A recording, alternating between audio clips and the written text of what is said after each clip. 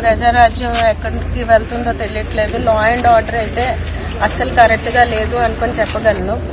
అది పెద్ద పెద్ద ప్రొఫైల్ కేసెస్ ఇలాగే నడుపుతారా అనే దాని మీద అసలు ప్రజలు భయపడేటట్టుగా చేస్తున్నారు. ఇదంతా మెయిన్ సార్కి దేనికి తీసుకెళ్లారో ఏంటి అరెస్ట్ చేశారు అనేది ఇప్పటి వరకు కూడా బయటకి ఏం చెప్పలేదు. లోపల తీసుకొని వెళ్ళారు. మార్నింగ్కి కూడాను ఇంకా ఉంచుతారనే చెప్తున్నారు. బాబుని తీసుకెళ్లిన రోజు నుంచి కూడాను సార్కి అలాగే బ్యాక్ హ్యాండ్గా పోలీసు వాళ్ళు అలాగా వెనకట్లో వస్తూనే ఉన్నారు.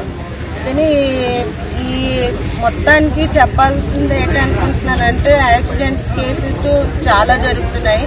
ప్రతి ఒక్క దాని మీద కూడాను మీరు చర్యలు తీసుకొని ఎలాగా అందరికీ తీసుకొని వచ్చేసి ఎక్స్గ్రేషియో కింద 10 లక్షలు ఇస్తున్నారు. ప్రతి యాక్సిడెంట్ కేసుల దగ్గరికి మీరు వెళ్ళేసి వాళ్ళందరికీ కూడా తీసుకొని ఆ పేద కుటుంబానికి కూడాను మీ అందరూ కూడా కాపాడుకోవాలనుకొని చెప్పి అంటే తెల్లవారు 6:30 కానీ వాళ్ళు చెప్తున్నారు మేడం. ఏమని పోలీసులు ఏం చెప్తున్నారు? మార్నింగ్ 6:30 అని అలాగేం చెప్పలేదు, కానీ అలా కంటిన్యూ అవుతుంది. లాయర్ కూడా లోపల ఉన్నారు.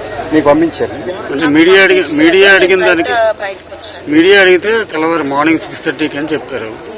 అంటే 6:30 అంటే జడ్జికి ఇప్పుడు నైట్ టైం అవ్వదు అనుకొని చెప్పారు. కానీ అది కూడాను కరెక్ట్ ఇన్ఫర్మేషన్ రాంగ్ ఇన్ఫర్మేషన్ అనేది తెలియదు. ఎందుకంటే బయట వరకు అయితే అసలు ఏం కూడాను ఎవరు కూడా మాట్లాడలేదు. అక్కడ ఉన్న పోలీస్ బెటాలియన్ మొత్తం కూడాను బయట నుంచి వచ్చింది. మనకి లోపల ఉన్న పోలీస్ బెటాలియన్ బయట ఉన్నది మొత్తం వేరే వేరేగా ఉంది. సో అది కరెక్ట్ ఇన్ఫర్మేషన్ అని అనుకోవట్లేదు. అందుకనే అడ్వకేట్ లోపలే ఉన్నారు సార్ తో పాటే.